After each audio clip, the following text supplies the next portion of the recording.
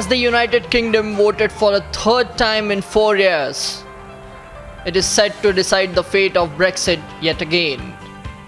It could pave the way for Brexit under Prime Minister Boris Johnson and his Conservative Party, or propel Britain towards another referendum that could ultimately reverse the decision to leave the European Union.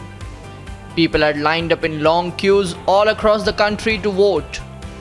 Johnson had staked his political career on Brexit, and if exit polls are to be believed, Boris has proved all his critics wrong, with the Tories projected to win 368 seats.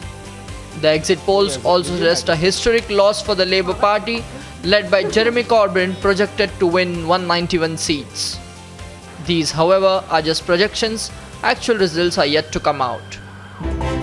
With the passing of 7 years since the horrific 2012 Nirbhaya gang rape, all the accused in the case will be produced before the Patiala House Court today. The convicts are being brought to the court to ascertain the exercise of their legal remedies, as the review and curative petitions are pending in the Apex Court. Currently, Tihar Jail had reiterated that they currently do not have a hangman. All 4 convicts in the Nirbhaya case are lodged in Tihar.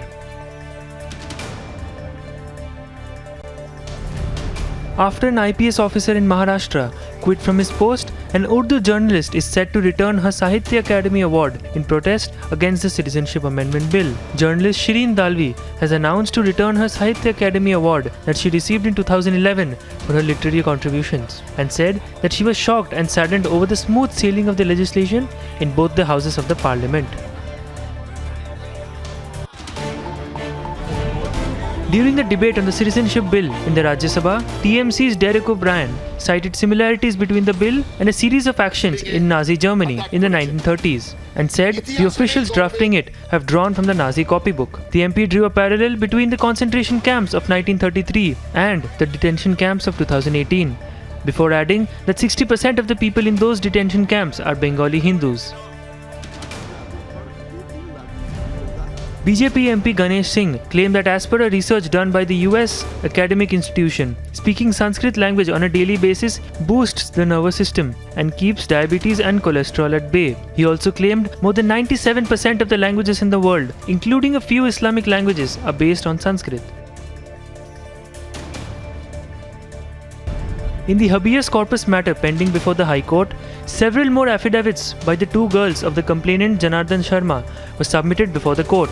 The affidavits were also submitted before, once in the court, but the court had rejected to acknowledge the affidavits as legitimate. In the earlier hearings, there were times when the judge had disregarded the affidavits, since their language looked like the girls were under forced will. Hearing of the plea filed by Lenin, who is a former disciple of Nityananda and a whistleblower, to transfer all the cases against Nityananda out of Ramanagara Magistrate Court, citing loss of confidence, has been stayed. The Karnataka High Court, just before the end of day, instructed all proceedings there to be stayed and the records of the same to be produced.